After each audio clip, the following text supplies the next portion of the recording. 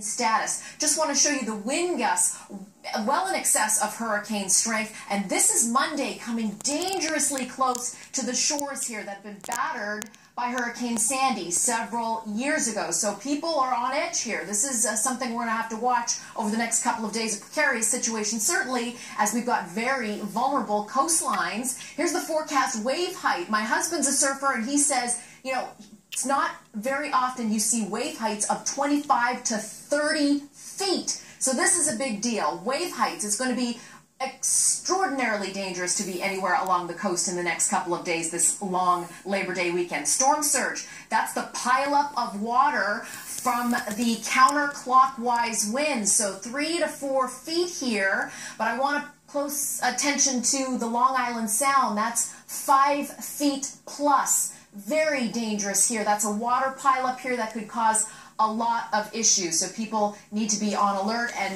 you know, as I mentioned, this is one of the hardest forecast tracks we have had because of that high pressure. This thing is going to sit Monday, Tuesday, Wednesday, and just continue to churn in the Atlantic and bring very potentially dangerous, life-threatening conditions along the coast. So, Melissa, I know we're into holiday mode, but I really need folks along the East Coast, if you live anywhere from mid-Atlantic to New England, pay such close attention to your forecast. Back to you. We hear you, Janice Dean. Thank you so much for that warning. Kelly. Okay.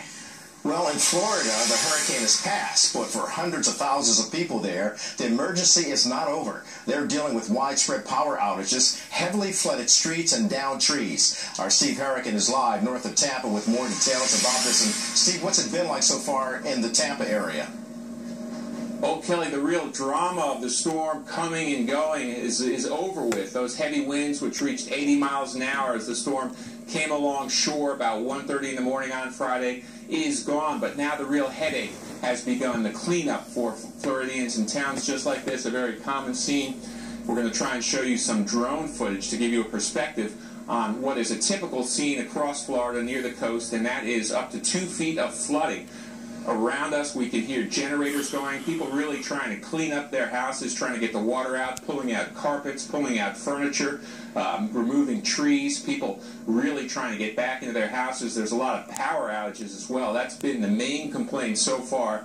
Still 150,000 people now without power. The power company's working around the clock to try and get that back up. No running water in many of these places too, and a lot of downed trees knocking down those power lines. Some of the houses, some of the businesses we've seen so damaged they're simply not going to be salvageable. Law enforcement has a heavy presence out on the streets trying to prevent looting and also trying to keep people safe. Many of the houses and businesses, people not ready to go back to them yet as this cleanup here after the storm continues. Kelly, back to you. All right, Steve, with the cleanup that's going on right there in the Tampa area. Thanks for your report, Steve.